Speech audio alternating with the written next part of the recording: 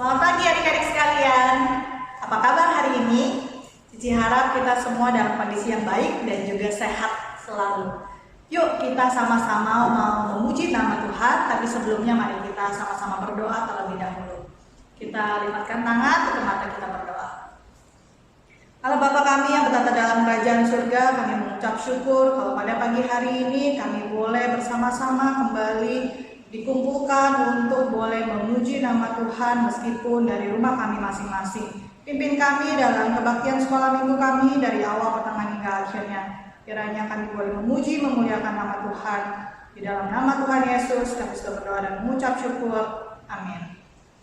Adik-adik sekalian, Cici mau ajak kita untuk menyanyikan satu buah pujian. Kita menyanyikan pujian ini dari Mazmur 63.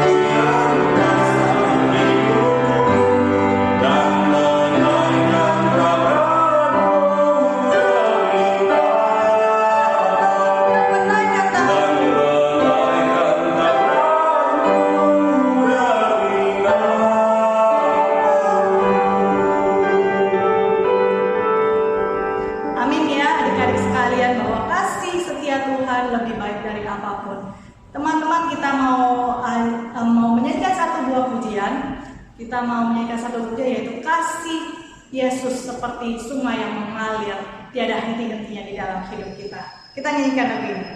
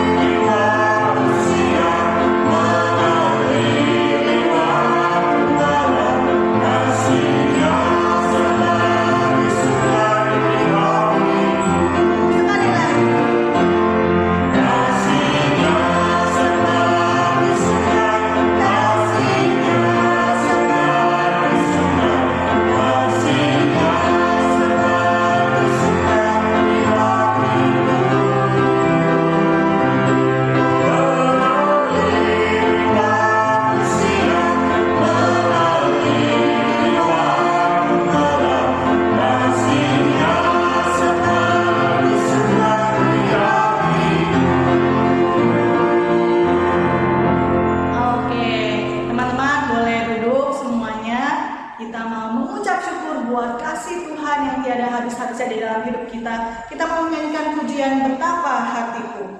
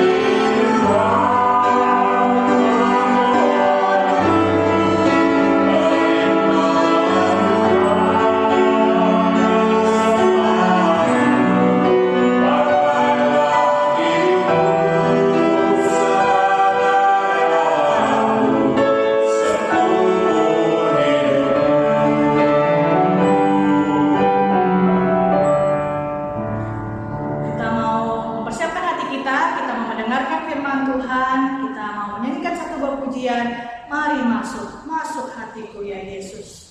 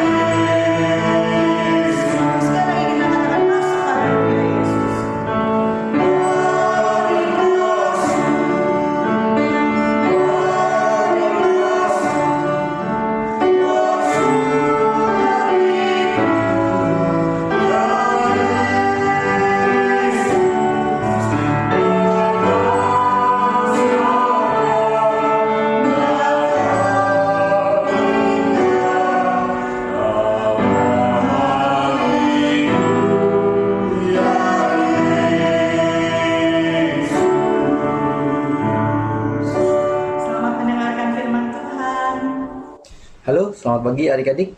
Sekarang kita mau mendengarkan firman Tuhan. Mari kita bersama-sama berdoa. Koko yang akan pimpin dan kita semua tutup mata, lipat tangan dan kita bersatu di dalam doa ya.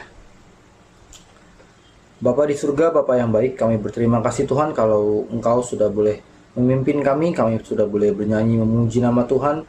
Sekarang tiba waktunya untuk kami duduk diam, kami mau mendengarkan kebenaran firman Tuhan. Tuhan bantu kami supaya kami bisa mengerti.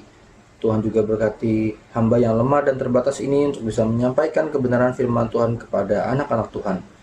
Terima kasih Bapa di surga, hanya di dalam nama Tuhan Yesus kami telah berdoa dan bersyukur. Haleluya, puji Tuhan, amin. Adik-adik, Koko mau bertanya kepada kalian. Apakah kalian mengerti arti dari mengaku atau mengakui? Nah, coba kalian pikirkan sebentar. Kira-kira apa sih artinya mengaku atau mengakui? Sama ya, mirip-mirip ya. Koko anggap sama saja. Apa artinya mengaku atau mengakui? Nah, adik-adik, mengaku atau mengakui itu artinya menyadari bahwa sesuatu itu benar. Misalnya, kamu mengaku bahwa kamu melakukan kesalahan. Kamu mengakui kesalahan. Nah, itu berarti kamu menyadari bahwa kamu melakukan kesalahan. Itu adalah hal kebenaran. Itu benar. Apa? Kalau kamu melakukan kesalahan. Atau katakan misalnya kamu main game. Kamu main Mobile Legends sama temen kamu. Ini khususnya buat yang cowok-cowok ya. Kalau yang cewek-cewek mungkin jarang kali ya. Nah, kamu main Mobile Legends, terus kamu main lawan temen kamu dan kamu kalah.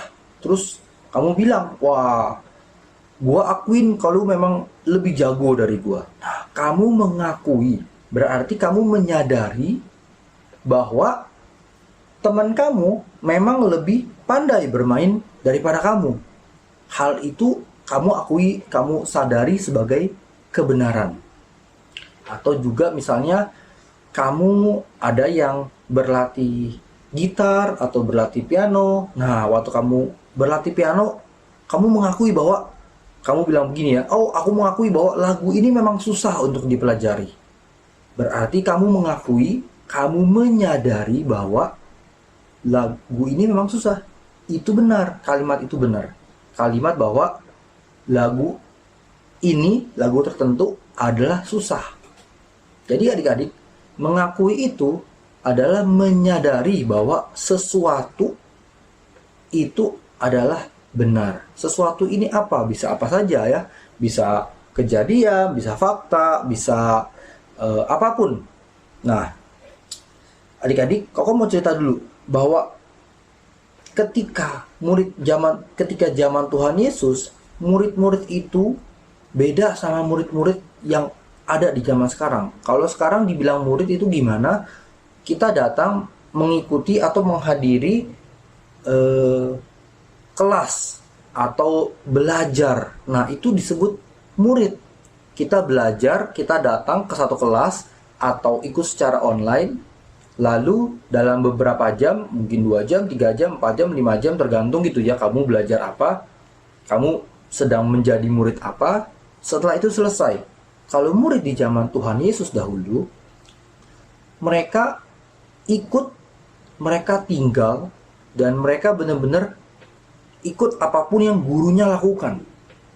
Dalam hal ini, 12 rasul ketika mereka ditunjuk oleh Tuhan Yesus, lalu Tuhan Yesus bilang, ikutlah aku, artinya mereka menjadi murid Tuhan Yesus dan mereka mengikut Tuhan Yesus. Apapun yang Tuhan Yesus lakukan, apapun yang Tuhan Yesus kerjakan, dimanapun Tuhan Yesus ada, kemanapun Tuhan Yesus pergi, mereka mengikuti. Nah, adik-adik, bayangkan 12 rasul itu ketika mereka pertama kali ikut Tuhan Yesus, pelayanan Tuhan Yesus kurang lebih 3,5 tahun ya. Jadi mereka ikut Tuhan Yesus benar-benar 3,5 tahun. Bukan waktu yang sebentar. 3,5 tahun mereka melihat Tuhan Yesus melakukan begitu banyak mukjizat. Tuhan Yesus menghidupkan orang yang mati, Tuhan Yesus menyembuhkan orang sakit, Tuhan Yesus memberi makan ribuan orang, lalu Tuhan Yesus menyembuhkan orang yang lumpuh, Tuhan Yesus berkuasa atas alam. Itu Tuhan Yesus lakukan dan murid-murid ke-12 rasul semua lakukan. Nah, adik-adik, ketika sekian lama mereka ikut Tuhan Yesus menanyakan satu hal kepada mereka. Yuk, Koko ajak kita semua untuk buka ayat Alkitab dari Matius 16. Kita buka Matius 16 ayat ke-13. Kita baca bersama-sama ya, Koko baca di sini, kalian baca di rumah kalian masing-masing. Judul perikopnya adalah pengakuan Petrus. Ayat 13, setelah Yesus tiba di daerah Kaisarea Filipi, ia bertanya kepada murid-muridnya, kata orang, siapakah anak manusia itu? Nah, adik-adik, ini ketika Tuhan Yesus bilang, siapakah anak manusia itu? Yang dimaksudkan dengan anak manusia, kalian tahu siapa? Yang dimaksudkan dengan anak manusia adalah diri Tuhan Yesus sendiri. Nah, Tuhan Yesus memang suka menyebut dirinya dengan sebutan anak manusia. Jadi, Tuhan Yesus sedang tanya ke murid-muridnya, kata orang-orang, siapakah aku itu? Kurang lebih begitu ya. Atau siapakah anak manusia itu? Ayat 14. Jawab mereka, ada yang mengatakan Yohanes Pembaptis, ada juga yang mengatakan Elia, dan ada pula yang mengatakan Yeremia atau salah seorang dari para nabi. Nah, murid-murid Tuhan Yesus menjawab bahwa Tuhan Yesus itu siapa sih menurut anggapan banyak orang, anggapan orang-orang. Lalu kemudian perhatikan ayat 15, Tuhan Yesus bertanya hal ini kepada mereka. Pertanyaan yang kedua. Lalu Yesus bertanya kepada mereka, tetapi apa katamu? Apa kata murid-murid? Apa kata rasul-rasul? Apa kata kalian yang sekian tahun sudah ikut tinggal bersama-sama dengan aku? Nah, menurut kalian semua, siapakah aku ini?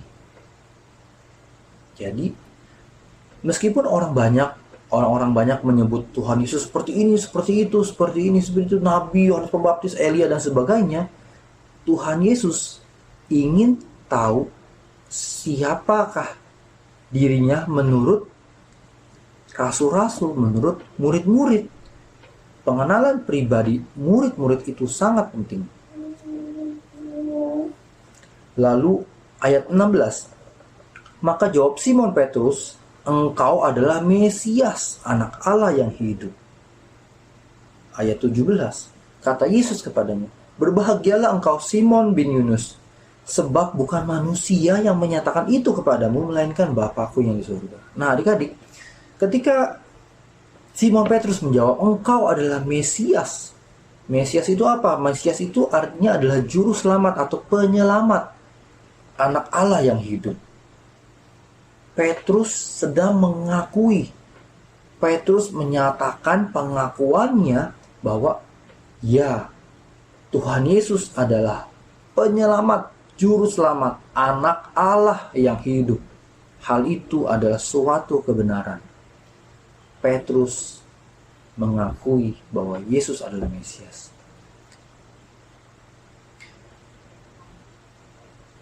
Aku mau tanya kalian, kira-kira kalau Tuhan Yesus menanyakan kepada kalian, "Hei, menurut kamu siapakah aku ini?" Tuhan Yesus yang ngomong, bukan Koko ya. Kalau Koko yang ngomong, kalian langsung bilang, "Kok kungkung, kok Jensen." Bukan begitu. Maksud Koko Tuhan Yesus nih. Katakan, ya Tuhan Yesus bicara kepada kalian, misalnya aja datang gitu ya. Ya nggak mungkin sih, tapi namanya juga misalnya ya. Lalu Tuhan Yesus tanya, menurut kamu, aku ini siapa? Kira-kira apa jawaban kalian?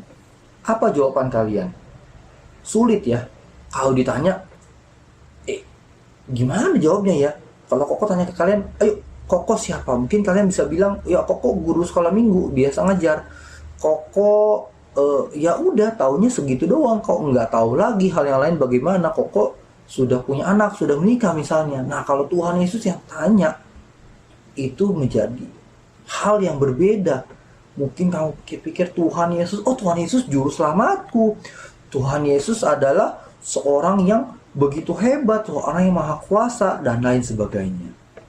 Adik-adik, ketika Petrus, Koko ambil contoh Petrus tadi ya, ketika Petrus mengakui bahwa Yesus adalah Mesias, Petrus sebenarnya sedang mengakui imannya, mengakui iman percayanya kepada Tuhan Yesus.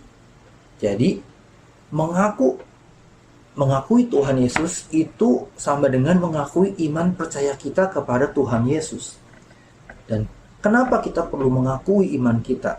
Tadi di awal Koko tanya ya, kenapa kita perlu mengaku? Arti mengaku apa? Contoh-contoh mengaku seperti apa? Nah, kenapa kita perlu mengakui iman? Yang pertama adik-adik, mengaku iman, maksudnya mengaku iman itu benar-benar menyatakan Tuhan Yesus adalah apa? Tuhan Yesus adalah apa misalnya? Dan Tuhan Allah adalah apa? Adalah pencipta segala sesuatu misalnya, contohnya seperti itu ya. Mengakui iman kita itu perlu karena yang pertama, dengan mengakui iman kita, kita berarti mengetahui kebenaran tentang siapakah Allah, tentang siapa kita, dan tentang apa yang Allah kerjakan bagi kita. Ketika kita mengaku Tuhan Yesus adalah juru selamat, itu berarti kita mengaku Tuhan Yesus yang menyelamatkan. Saya adalah manusia berdosa. Apa yang Tuhan Yesus lakukan? Tuhan Yesus sudah mati di kayu salib. Itu arti dari ketika seseorang bilang Tuhan Yesus adalah juru selamat. Atau ketika kamu bilang Tuhan Yesus adalah tabib yang ajaib, dia bisa menyembuhkan penyakit, segala penyakit. Kita sedang bilang bahwa Tuhan Yesus berkuasa. Tuhan kita adalah Tuhan yang berkuasa atas penyakit. Saya adalah manusia yang bisa lemah, bisa kena penyakit. Atau keluarga kita lemah, bisa kena penyakit. Dan apa yang Tuhan Yesus lakukan bagi kita? Tuhan Yesus bisa menyembuhkan keluarga kita, bisa menyembuhkan kita. Kalau memang sesuai dengan rencana Tuhan. Berikutnya, mengakui iman itu berarti kita menunjukkan iman kita. Kita menyatakan kita berani, kita tidak malu akan iman kita. Kita tidak malu bahwa kita orang Kristen. Orang Kristen minoritas di Indonesia. Gak apa-apa, saya tidak malu. Aku tetap bangga, aku sebagai orang Kristen. Dan kamu mau menunjukkan iman kamu, menyatakan iman kamu. Lewat apa? Lewat perbuatan, lewat kata-kata. Tidak harus selalu lewat ucapan ya, bisa lewat apa saja. Dan berikutnya, adik-adik, mengakui iman itu berarti kita juga harus mengusahakan pertumbuhan iman. Nah, adik-adik, iman itu diberikan oleh Tuhan kepada manusia, kepada kita. Nanti Koko akan bahas lebih lanjut. Nah, waktu kita diberikan iman oleh Tuhan Yesus, kita perlu dan wajib untuk menumbuhkan iman kita. Kita perlu membuat agar iman kita bertumbuh. Caranya gimana? Doa, baca Alkitab, kamu sering bernyanyi, memuji nama Tuhan sehingga kamu yakin. Dan yang terakhir ya, mengakui iman itu kenapa perlu? Karena memberi keyakinan dalam kondisi yang susah, dalam kondisi yang sulit. Katakan seseorang berada di dalam pandemi corona ini, lalu dia terkena corona. Lalu ketika dia katakan, aku percaya kepada Allah yang menyediakan segala keperluanku. Itu memberikan ketenangan dalam hatinya. Tuhanku adalah Tuhan yang menyelamatkan, Tuhanku adalah Tuhan yang memberikan segala sesuatu yang aku butuhkan. Maka hati kita jadi tenang. Hati orang itu yang sakit itu jadi tenang. Dia percaya bahwa Tuhan akan menjaga dia. Bahwa apapun yang terjadi pada dirinya, Tuhan pasti campur tangan. Tuhan gak begitu tutup mata, terus Tuhan gak ngerti apa-apa, terus Tuhan kecolongan gitu ya. Lupa ini ada satu anakku yang kena corona, lupa dijagain. Nggak mungkin. Tuhan selalu menjaga kita. Ketika dia sampai kena corona pun misalnya, atau kena penyakit lain, Tuhan tetap menjaga dia, Tuhan tetap melindungi dia. Seperti itu adik-adik. Jadi yang pertama tadi, mengetahui kebenaran tentang Allah, lalu menunjukkan iman kita secara nyata, mengusahakan pertumbuhan iman kita agar iman kita semakin bertumbuh, semakin mengenal Tuhan. Dan yang terakhir, yang keempat, memberikan kita kekuatan atau keyakinan di dalam kondisi yang susah. Adik-adik, ketika tadi Koko bertanya, kalau Tuhan Yesus nanya sama kalian, hei, tetapi apa katamu? Siapakah aku ini? Siapakah Tuhan Yesus bagi kita? Adik-adik, apakah dia adalah seorang tokoh agama yang hebat dalam berkhotbah? Apakah dia seorang yang maha kuasa? Apakah dia seorang juru selamat manusia? Itu semua benar. Nggak salah, jelas. Itu semua Tuhan Yesus lakukan. Tetapi adik-adik, yang paling penting adalah pengenalan kita secara pribadi kepada Tuhan. Itu adalah hal yang terbaik. Itu adalah pengalaman yang terbaik.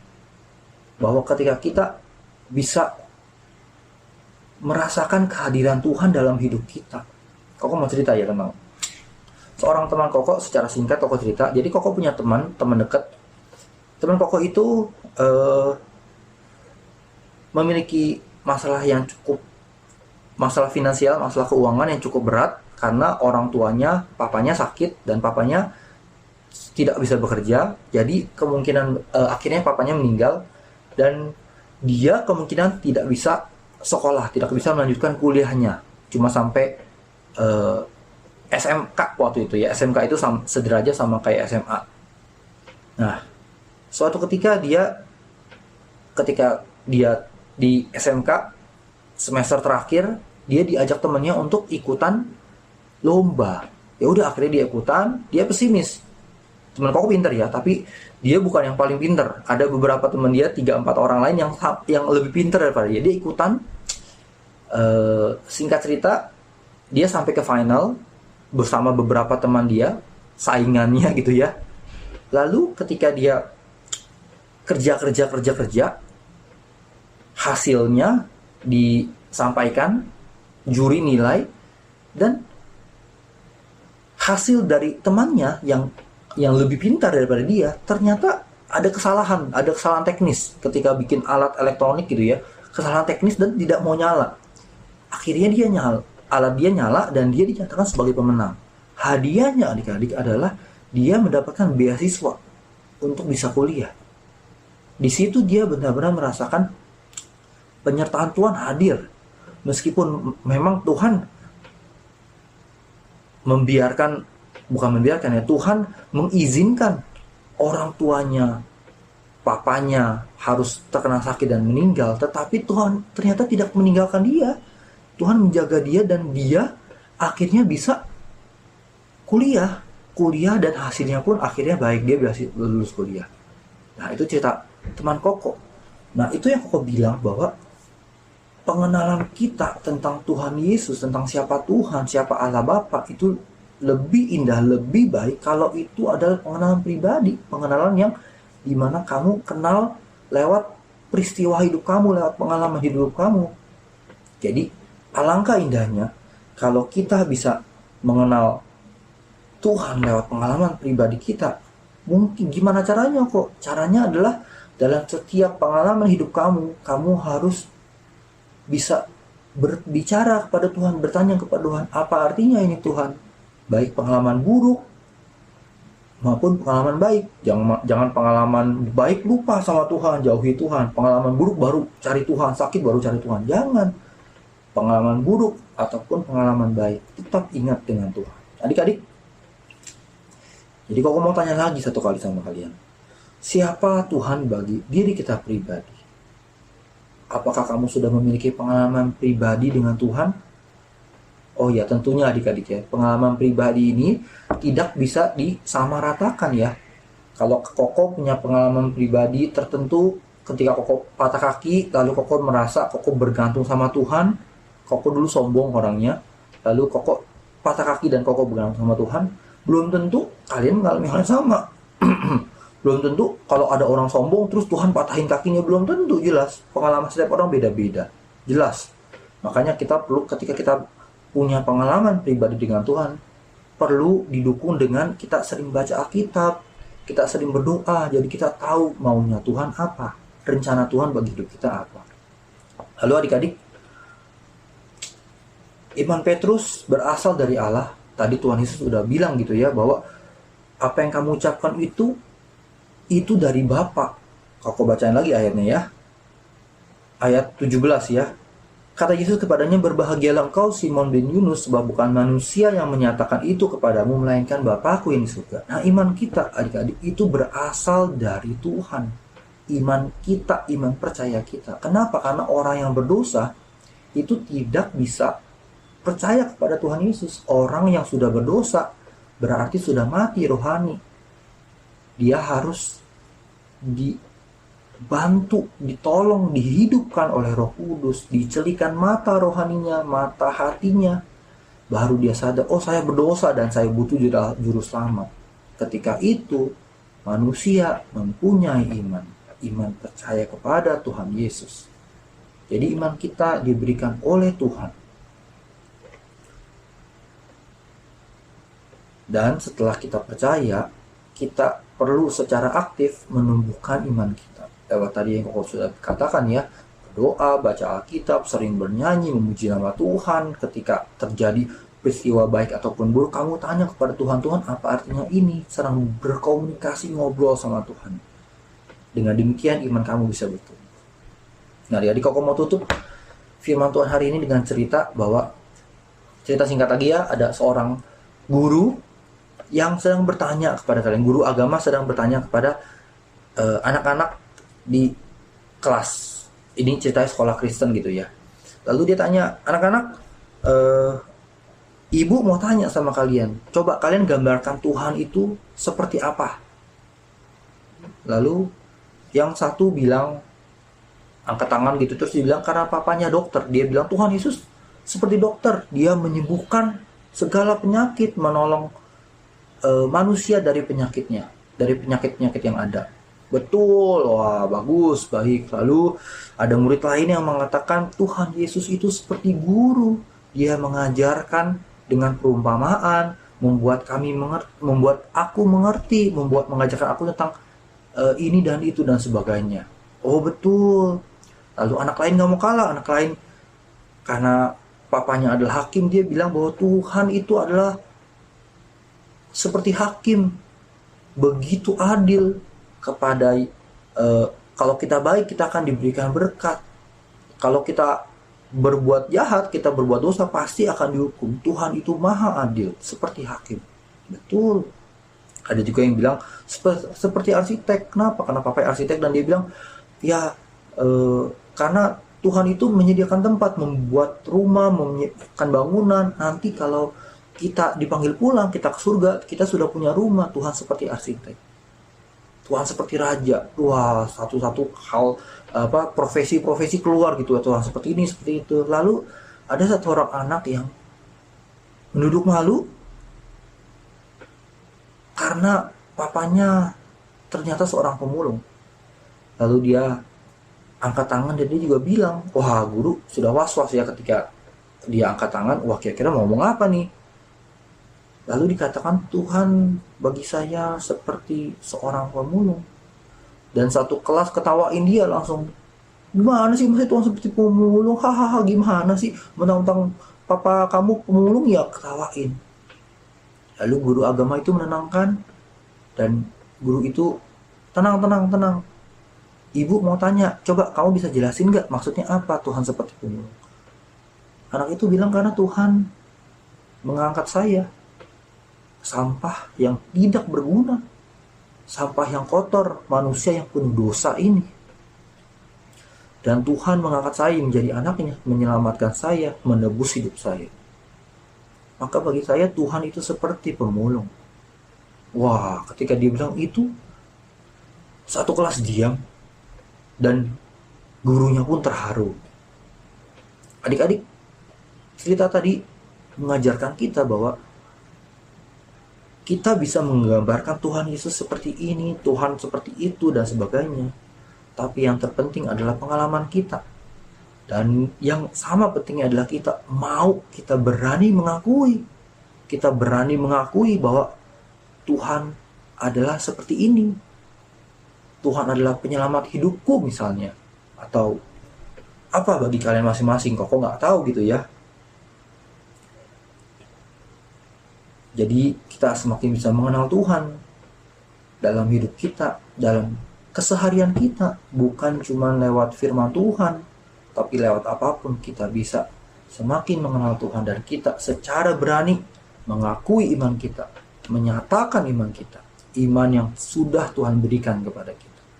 Sampai di situ adik-adik, kita mau satu di dalam doa. Bapa di surga, Bapa yang baik, kami berterima kasih Tuhan kalau Engkau sudah boleh mengajarkan kami hari ini tentang mengakui iman kami, tentang arti mengakui iman kami. Biarlah kami secara berani mengakui iman kami, dan kami juga mau secara aktif semakin mengenal Tuhan, memiliki iman yang semakin bertumbuh, supaya dalam setiap kehidupan kami semakin bersandar kepada Tuhan saja.